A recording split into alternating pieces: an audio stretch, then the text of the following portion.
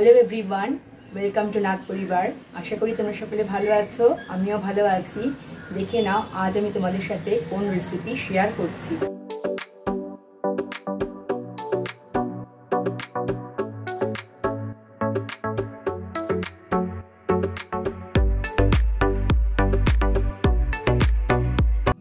আজ আমি তোমাদের সাথে শেয়ার করছি শীতের দিনের একটা অতি জনপ্রিয় রুটি। এটা হলো ছিটা রুটি বা ছিটা পিঠে, যেটা মাংসের সাথে কিন্তু দুর্দান্ত লাগে। ইচ্ছে করলে তোমরা আলুর দম বা অন্য তরকারি দিয়েও খেতে পারো। এই রুটিটা ভীষণই সফট আর খুবই হালকা, মুখে দিলে একদম গলে যায়, সেই কারণেই এটা খেতে খুব ভালো। তবে আগেকার দিনে এই রুটিটা ছিটিয়ে ছিটিয়ে তৈরি করা হতো বলেই এর নাম ছিটা রুটি। যদিও এখন আর কেউ ছিটিয়ে তৈরি করে না।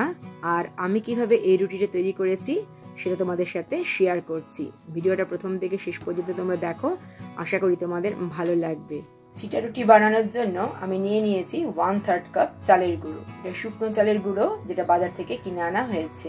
রুটিটা বেশিক্ষণ নরম থাকার জন্য আমি এর মধ্যে দিয়ে দিচ্ছি 1 টেবিল স্পুন ময়দা। তবে এটা অপশনাল, ইচ্ছে করলে তোমরা দিতে পারো, নাও দিতে পারো। দিচ্ছি টেস্ট অনুযায়ী নুন। এবার ড্রাই অবস্থায় সবকিছু খুব ভালো করে মিশিয়ে নেব। দেখতেই পাচ্ছ সবকিছু খুব ভালোভাবে মেশানো হয়ে গেছে। এটা আমি সামান্য ঈষদুষ্ণ গরম জল দিয়ে একটা ব্যাটার তৈরি করে নেব। জলটা প্রথমেই একসাথে দেব না, অল্প অল্প করে জল দেব আর মেশাতে থাকবো।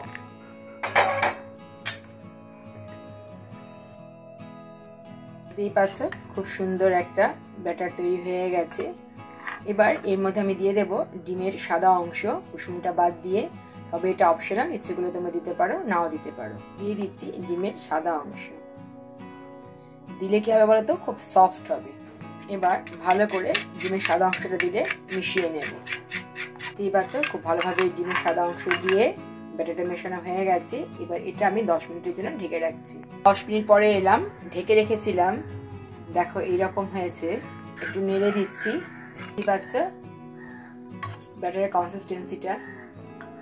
এবার এটা আমি ভরে নেব একটা ছিদ্রযুক্ত বোতলের মধ্যে। তোমাদেরকে দেখাচ্ছি, দেখো একটা বোতলের আমি মুখটা একটুখানি ফুটো করে নিয়েছি। তোমরাও তৈরি করে নিতে পারো এইভাবে। সাধারণ একটা প্লাস্টিকের ছোট বোতল, এর মধ্যে আমি ব্যাটারটা নিয়ে নিচ্ছি। ভালো করে প্যানের মধ্যে আমি অয়েল ব্রাশ করে নিয়েছি। এবার দেখো ঘুরিয়ে ঘুরিয়ে আচ্ছা আমি দিয়ে দিয়েছি। গ্যাসের ফ্লেম কিন্তু একদম লোতে থাকবে। এবার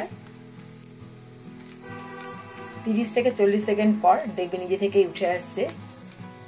তৈরি হয়ে গেল দুর্দান্ত স্বাদের ছিটা রুটি বা ছিটা পিঠে। একটু হাত দিয়ে ঠিক করে দিচ্ছি।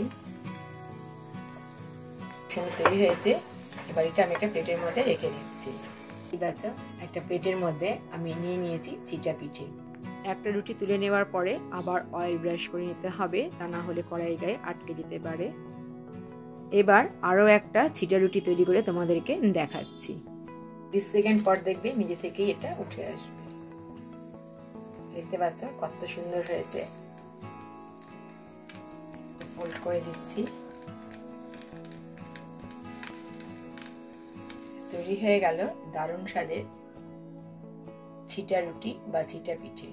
এইভাবেই সবগুলো তৈরি করে তারপর আমি তোমাদেরকে দেখাচ্ছি।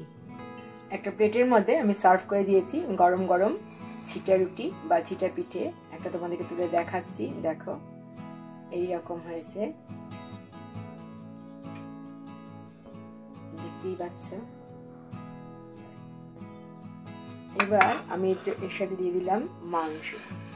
ছিটা রুটির সাথে মাংস, দুর্দান্ত রেসিপি। একবার এভাবে তৈরি করে তোমরা দেখতে পারো, আশা করি তোমাদের ভালোই লাগবে।